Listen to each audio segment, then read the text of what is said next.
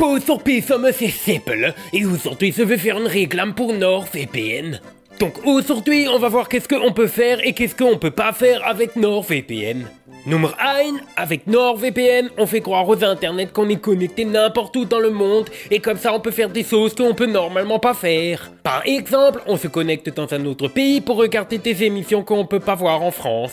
Comme par exemple, si tu veux regarder Kaamelott sur YouTube, il faut que tu te connectes en Belgique ou en Suisse. Numéro 2, avec NordVPN, on peut pas allumer la lumière. Mais j'ai essayé, j'ai dit ok NordVPN allume la lumière et il s'est rien passé. Mais si je fais pareil avec Google ou Siri, ça marche. Numéro 3, avec NordVPN, on évite qu'on reçoit du broutement. Parce que dans NordVPN, il y a un thing que ça s'appelle protection anti-menace et que ça marche même quand le VPN il est pas connecté. Et anti-menace, ça bloque les sites de phishing, les cookies qui essayent de voler ton adresse, et les fichiers avec des virus que les brouteurs ils essayent de t'envoyer en te faisant croire qu'ils sont quelqu'un que tu connais en te disant « Hé l'œil, j'ai trouvé une photo de toi tout nu sur internet !» Et comme toi t'as peur que c'est vrai, tu fais pas attention qu'en fait c'est un brouteur, tu ouvres le fichier, hop là, t'as un sifting sur ton ordinateur. Sauf que protection anti-menace, c'est fait pour bloquer ça. Numéro 4, avec NordVPN, même si ça fait croire qu'on est dans un autre pays, on peut pas traduire des trucs qu'on comprend pas. Comme Contran, quand il me parle, je demande à ChatGPT de traduire parce que je parle pas le belge. Mais ça, NordVPN, il arrive pas à faire. Je vais leur demander, il rajoute l'option qu'elle. Et numéro 5, NordVPN, ils ont une option que ça s'appelle NordPass et que tu peux enregistrer tes mots de passe dedans pour pas avoir besoin de te rappeler celui que t'as changé tellement souvent qu'il ressemble à ce que le ça il a marqué sur le clavier. Et puis il y a une autre option que ça s'appelle NordLocker où ce que tu peux mettre tes fichiers dans un nuage et qu'ils sont protégés. Et numéro 6, NordVPN il raconte pas tes blagues qu'elles sont sales. Ça c'est tous parfait qu'il le fait. So Hortung, si tu as envie de faire les choses que NordVPN il sait faire et que t'as pas envie de faire les choses que NordVPN il sait pas faire, il faut que tu regardes la description. Dedans, il y a un lien que si tu cliques dessus, tu peux avoir 4 mois gratuits sur l'abonnement de 200. Et si jamais tu trouves que c'est dommage que NordVPN il sait pas allumer la lumière, pendant 30 jours tu peux changer ta vie et NordVPN il te rembourse.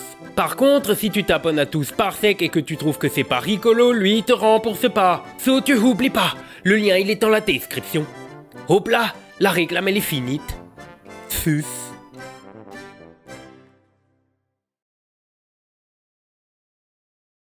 La vidéo d'aujourd'hui a été écrite par Guillaume Chabal. Non, monsieur le monstre, je vous en supplie, laissez-moi, au secours, non. Alors juste, je suis sûr que cette histoire, c'est celle qui a inspiré la soupe aux choux. Enfin, la vidéo qu'on va voir, pas le... au fait de chier.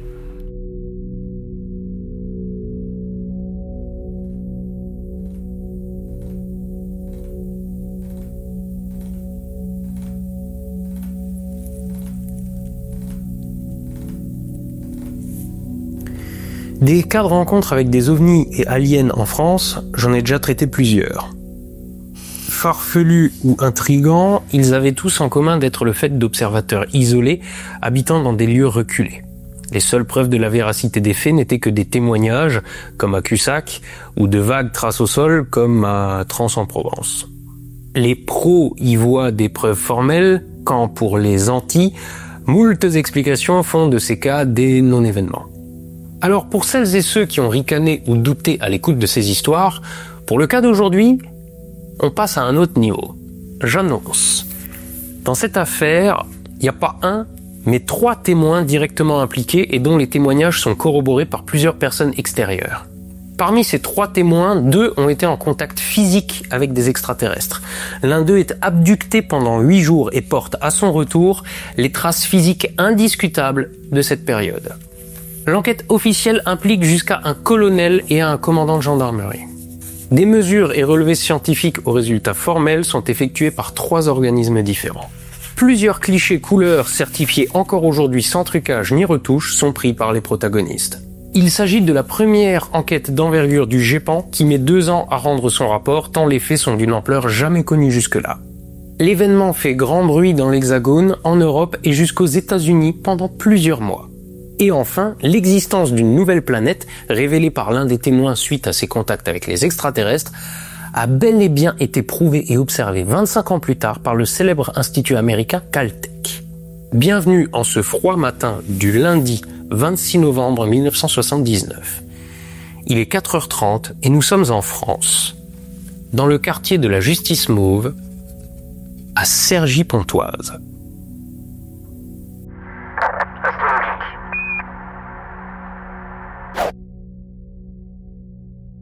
La fin des années 70 en France, c'est un choc pétrolier aux conséquences encore tenaces.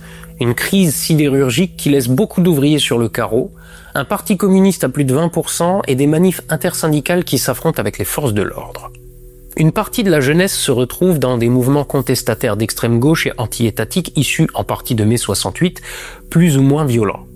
Le service militaire dure encore 18 mois, la majorité est à 21 ans et le taux de réussite au bac est de 20%. Le rapport avec les ovnis ? J'y viens juste après vous avoir rappelé qu'il n'y a alors que 3 chaînes à la télé qui n'émettent que de midi à 23h et que la presse et la radio ont beaucoup plus d'audience qu'elles n'en ont aujourd'hui. Et qu'à cette époque, la périphérie de Paris est encore desservie en partie par des trains à vapeur. Paris, justement, est de plus en plus peuplé et va bénéficier du programme Ville Nouvelle des années 60. Il s'agit de construire 5 centres urbains en grande banlieue à partir de rien pour y loger les nouveaux travailleurs franciliens. Situé à 60 km au nord-ouest de la capitale et avec ses 3000 habitants en 1979, nous voici donc à Cergy-Pontoise, où notre histoire commence. Jean-Pierre Prévost, 26 ans, est camelot, anarchiste revendiqué, mais non violent comme il précise lui-même. Il habite un appartement 2 pièces à côté du studio de Salomon Ndiaye, 25 ans, comptable de formation mais travaillant sur les marchés. Au moment des faits, se trouve avec eux leur ami Franck Fontaine, 19 ans, qui aide régulièrement sa mère commerçante itinérante. Il est un peu plus de 4 heures du matin et les 3 amis sont en train de charger de pulls et de jeans leur Ford Taunus Break pour aller faire le marché de Gisors. Un premier détail à signaler qui aura son importance. La voiture, qui ne leur appartient pas, n'est pas de première jeunesse. Son démarreur est HS et elle n'a plus de ralenti. Pour la mettre en route, il faut donc la pousser et que quelqu'un reste au volant pour maintenir la pédale d'accélérateur et éviter de caler. C'est Franck Fontaine, le plus jeune des 3, qui tient ce rôle. Les allers-retours se succèdent pour descendre la lourde marchandise de l'appartement de Jean-Pierre à la voiture, remplissant le véhicule du coffre au siège arrière et jusqu'au plafond. À ce stade de l'histoire, un artisan arrivant à l'immeuble confirmera avoir croisé brièvement les jeunes gens sans rien remarquer d'exceptionnel. Pas de dispute ou d'éclat de voix, pas de comportement trahissant une ébriété ou une nervosité quelconque. Alors que le chargement du break est presque terminé, Franck voit une chose étrange.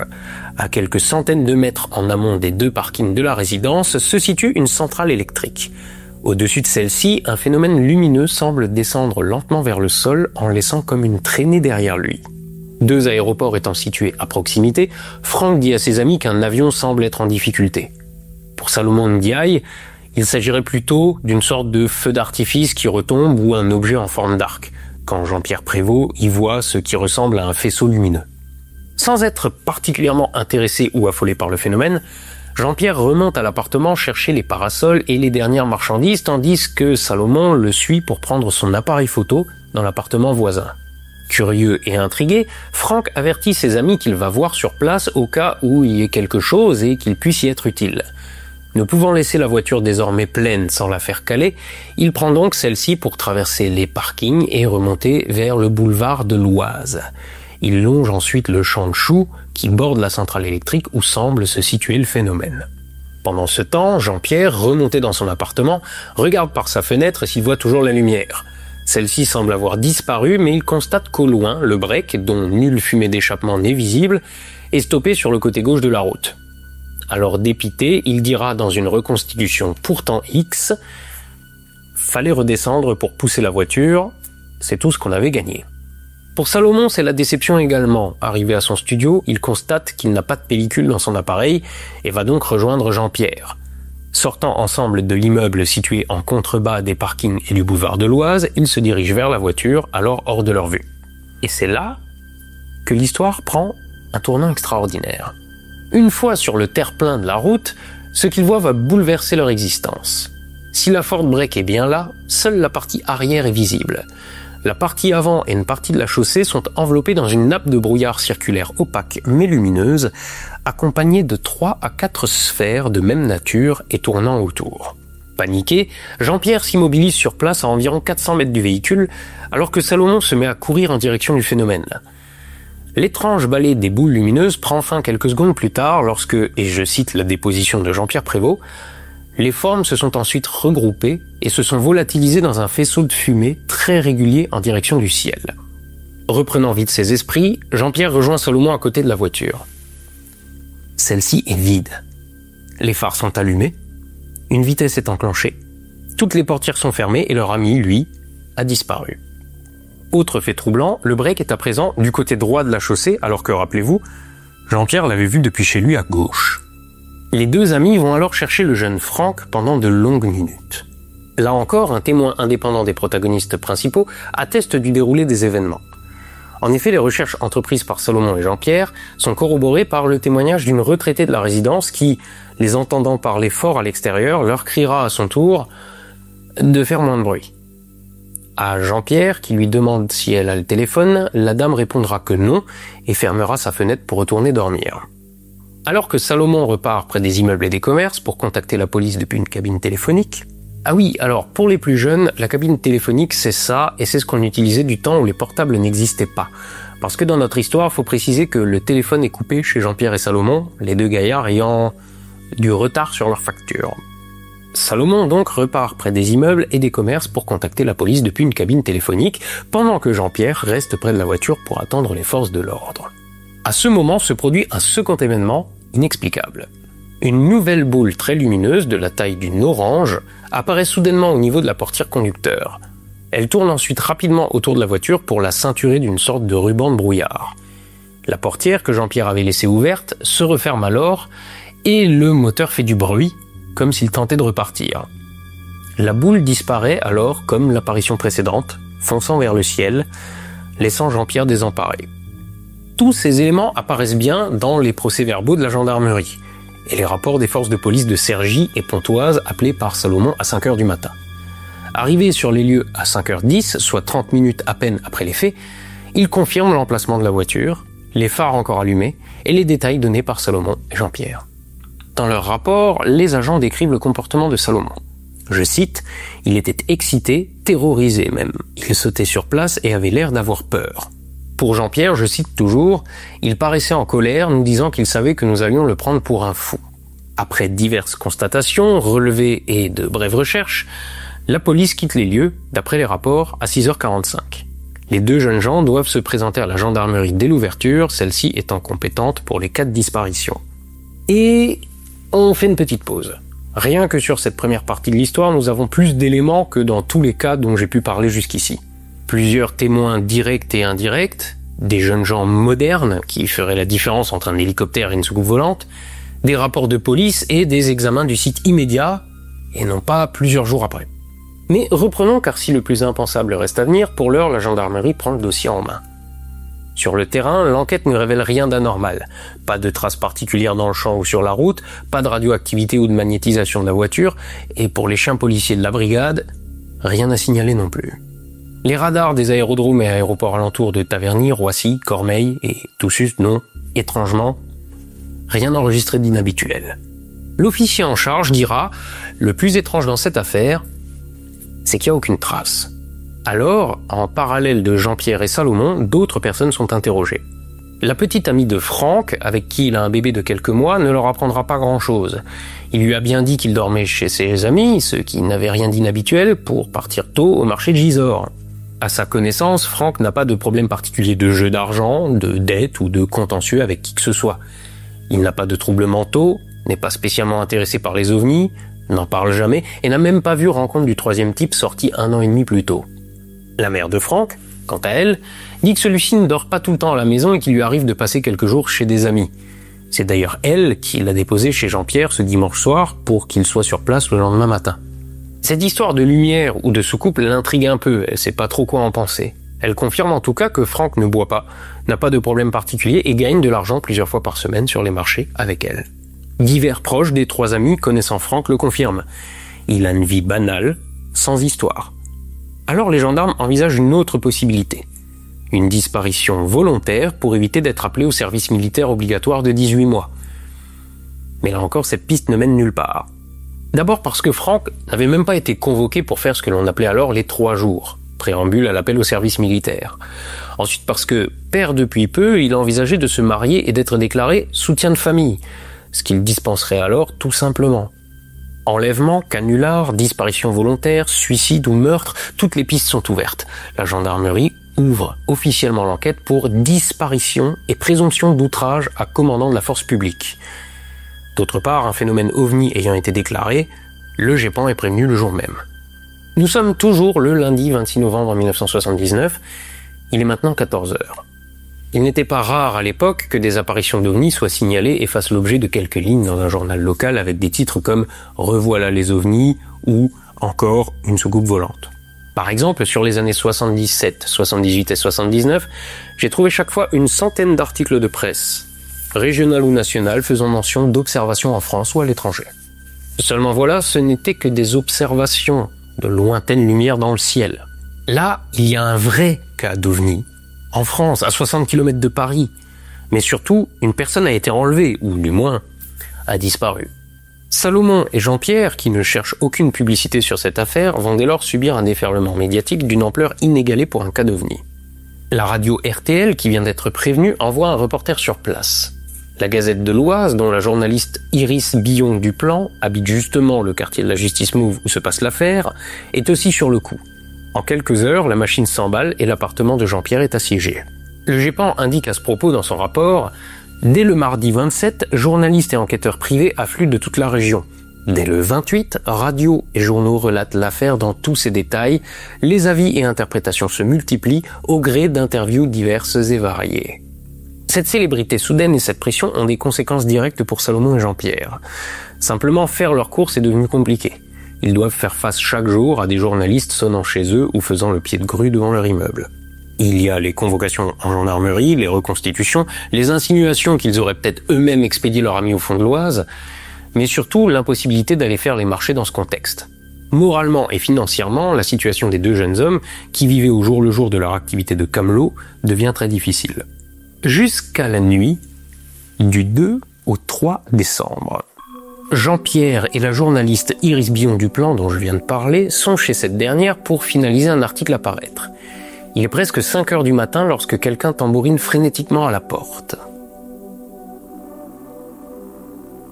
Désolé si je fais artificiellement durer ce suspense insoutenable, mais je voudrais juste profiter de la situation pour vous dire que si vous êtes encore là, c'est probablement que mes histoires vous intéressent. Alors comme j'en ai un paquet d'autres en stock, je me permets de vous suggérer, si vous êtes d'accord, de vous abonner. Bon, je reprends. Jean-Pierre et la journaliste se retrouvent donc nez à nez avec Salomon en pyjama dans le couloir de l'immeuble. Tout excité, celui-ci annonce que Franck est revenu, bien vivant, en bonne santé, et qu'il l'attend dans l'appartement de Jean-Pierre. Comme le décrira la journaliste opportunément présente, tout n'est alors qu'effusion de joie et heureuse retrouvaille entre les trois amis. Effusion que Franck ne comprend pas. Pour lui, nous sommes toujours le 26 novembre au matin, il ne s'est écoulé que 15 minutes depuis qu'il est allé voir à la centrale.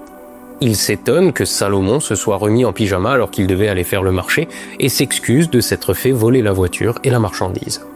Ses camarades et la journaliste peinent à le convaincre malgré les nombreuses coupures de presse étalées sur la table basse du salon relatant sa disparition et sa barbe de 8 jours, alors qu'il s'était rasé de près pour le marché de Gisors. La mère et la compagne de Franck sont prévenus, ainsi bien sûr que la gendarmerie, et la radio RTL, par un témoin anonyme qui dit avoir vu la réapparition de Franck au milieu du champ de choux, dans une aura de lumière. L'affaire ayant fait grand bruit et d'importants moyens ayant été mobilisés, le jeune Franck Fontaine est emmené à la gendarmerie le matin même pour y faire sa déposition. Il sera également entendu plus tard dans la journée par le substitut du procureur de Pontoise. Enfin, le mystère va être levé. La première partie de son récit est conforme aux faits déjà établis. Le chargement de la voiture, la lumière au-dessus de la centrale électrique, lui qui y va pour voir pendant que ses collègues remontent aux appartements. La partie qui intéresse les enquêteurs, c'est ce qui s'est passé aux abords du champ de choux. Le jeune homme raconte la suite. Une fois remonté sur le boulevard de l'Oise, il se dirige vers la gauche, là où se situe la centrale électrique et où ils avaient vu le phénomène. C'est alors qu'apparaît à 1 mètre du sol, sur la droite et 15 mètres devant la voiture, une boule lumineuse très vive, de la taille d'une balle de tennis. Étonné et surpris, Franck fait un écart, se déporte sur la gauche de la route, et arrivé à hauteur de la boule, le moteur cale. C'est bien dans cette position que Jean-Pierre avait vu la voiture de la fenêtre de son appartement. La boule lumineuse vient alors se poser sur le capot de la Ford Taunus, et Franck se retrouve entouré d'une sorte de brouillard opaque et lumineux. Il ne voit plus rien à l'extérieur. Pris de panique, le jeune homme essaye d'ouvrir les portières conducteurs et passagers, mais celles-ci sont bloquées. Il lui semble ressentir que la voiture se fait déplacer, mais en même temps ses yeux le piquent et il s'endort en quelques secondes. Son seul souvenir après cela, c'est son réveil, debout, au milieu du champ de choux. Franck a l'impression de n'avoir dormi que 3/4 d'heure. Comme il l'avait dit à ses amis, il explique aux gendarmes que ne voyant plus la voiture, il pense se l'être fait voler. Revenu à l'immeuble, il a sonné chez Jean-Pierre pour lui annoncer, mais l'appartement était vide. Il est alors allé chez Salomon, sur le même palier. Celui-ci lui ouvre, et la suite vous la connaissez. Je cite le procès-verbal de l'audition. L'officier demande « Où étiez-vous pendant ces 8 jours ?» Réponse « Pour moi, ces 8 jours sont passés comme une demi-heure. J'ai l'impression d'avoir dormi. J'ai eu une absence dont je ne peux pas dire ce que j'ai fait. Je me souviens vaguement de voix qui me parlaient, mais c'est tout. » Réentendu dans l'après-midi, il confirmera cette version, ajoutant qu'il souhaitait qu'on ne lui parle plus de cette affaire, qu'il était désolé que sa famille et ses amis se soient fait du souci, et pâtit de cette histoire. En fin de journée, tous rentrent chez eux, escortés par des gendarmes qui leur permettent de traverser les dizaines de journalistes présents à les attendre. Fin de l'histoire ? Oh non, c'est que le début. Dès le lendemain, Franck, Jean-Pierre et Salomon, qui aspiraient à la discrétion, vont passer leur journée entre interviews, conférences de presse dans l'appartement de Jean-Pierre, reportages et reconstitutions pour des émissions de télé. Côté enquête, si celle de la gendarmerie est finie, celle du GEPAN ne fait que commencer. Cependant, ces envoyés ont beaucoup de mal à trouver un moment où les 3 amis sont disponibles. Le groupe d'études des phénomènes aérospatiaux non identifiés bénéficiera néanmoins de plusieurs heures d'entrevues sur quelques jours, ainsi que de prélèvements sanguins et urinaires de Franck.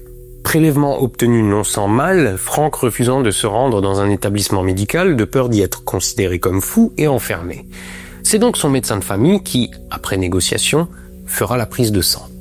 Des groupes d'enquête privés indépendants investiguent aussi, effectuant par exemple des relevés de résistivité du sol dans le champ de choux.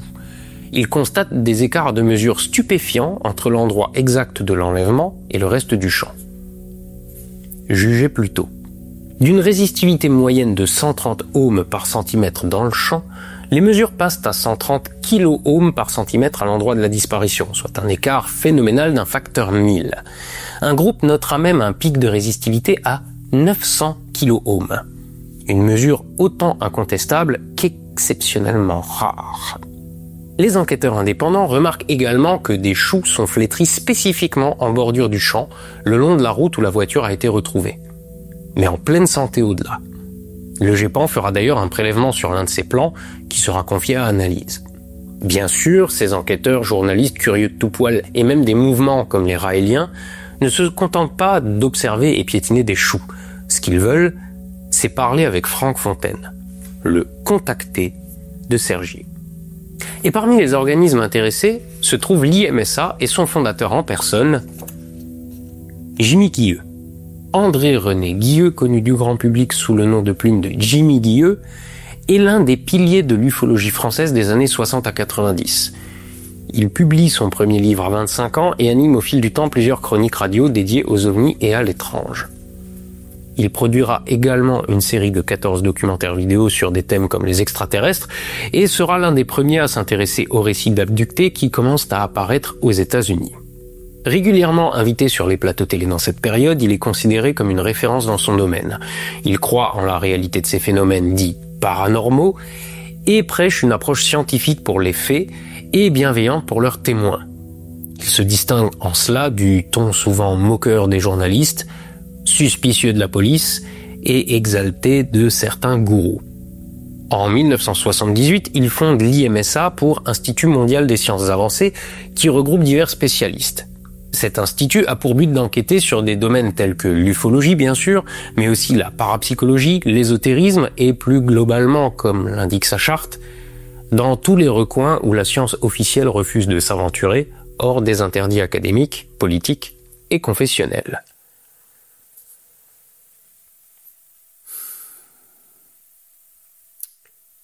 Je commente, ou on dit qu'on est sur Astronogeek et que mon silence suffira. C'est donc le 4 décembre au matin qu'arrivent au quartier de la Justice Mauve Jimmy Guilleux et Daniel Huguet, l'un des hypnotiseurs de l'IMSA. Précédés de leur réputation, ils se retrouvent seul à seul avec Franck, Salomon et Jean-Pierre. La conversation s'engage et une confiance mutuelle se noue rapidement. L'hypnotiseur propose alors à Franck de faire ressurgir les souvenirs de ces 8 jours effacés par ce biais. Refus net du jeune homme qui craint de finir en hôpital psychiatrique. Mais Jean-Pierre accepte, lui, de revivre le matin de la disparition. Un peu par jeu, car il ne croit pas à l'hypnose, et aussi pour prouver à son ami qu'il ne risque rien à essayer. Et ce que va réveiller cette simple séance ira bien au-delà de ce qu'ils auraient pu imaginer. Mais ils ne s'en rendront compte que bien plus tard. Alors que, rappelez-vous, Jean-Pierre était resté à environ 400 mètres du phénomène lumineux qui enveloppait la voiture et Franck, il parvient sous hypnose à s'en approcher et même à toucher ce mystérieux brouillard. Il entend également les voix dont Franck avait fait mention dans ses déclarations à la gendarmerie. La séance est courte et il n'y aura pas d'hypnose de Franck ce jour-là. Les 2 membres de l'IMSA doivent en effet repartir. Pour autant, sa psyché semble peu à peu accepter les événements qu'il a refoulés, ou qu'on lui a fait oublier selon Jimmy Guilleux, et par bribes, ceux-ci refont surface. Ainsi, lors d'une interview plus tard en décembre, Franck mentionnera d'autres souvenirs qui lui sont revenus. Il se rappelle s'être réveillé sur une sorte de couchette dans ce qui ressemblait à un grand laboratoire blanc rempli d'immenses machines, de cadrans, de boutons et de voyants. Sur l'un des murs se trouvaient des inscriptions et une représentation de cette pièce a même pu être réalisée par une artiste de l'IMSA.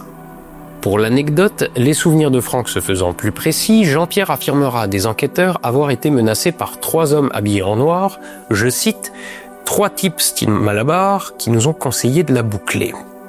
Jean-Pierre et ses amis apercevront ces hommes à plusieurs reprises, à Cergy et partout en France lors de divers déplacements qu'ils seront amenés à faire, notamment lors de rencontres ultérieures avec Jimmy Guilleux.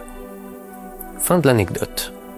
Face aux déclarations de Franck et comme toujours en pareil cas, des observateurs plus ou moins moqueurs mettent en doute son récit. Alors dans une interview au Parisien du 4 janvier 1980, qui le met en avant comme poursuivant un mythologique combat qui l'oppose aux éternels sceptiques, Franck présente une photo en couleur de l'OVNI. Celle-ci a été prise sur les lieux même de son enlèvement quelques semaines plus tôt, et c'est Jean-Pierre Prévost lui-même qui a pris le cliché au moyen d'un Polaroid. Avant les appareils photo numériques, il fallait rembobiner sa cassette de péloche et la confier à un laboratoire pour développement. Mais comme c'était chiant, la firme Polaroid a eu l'idée lumineuse de concevoir un papier photo à développement instantané, ou presque, à bas prix, et dont des versions numériques dégueulasses et beaucoup trop chères tentent de ranimer la flamme dans les rayons appareils photo des grandes surfaces. Les plus attentifs se souviendront qu'au moment de l'apparition de la lumière en novembre, le trio n'avait pas d'appareil photo opérationnel. Ce point soulevé par le journaliste a une explication très simple donnée par Franck Fontaine quand il parle des circonstances dans lesquelles l'image a été prise. J'ai entendu des voix, en pleine nuit, qui me demandaient de retourner dans le champ de choux sur les lieux de mon enlèvement. J'ai réveillé mes 2 amis, avec lesquels je vis maintenant, et nous nous sommes mis en route.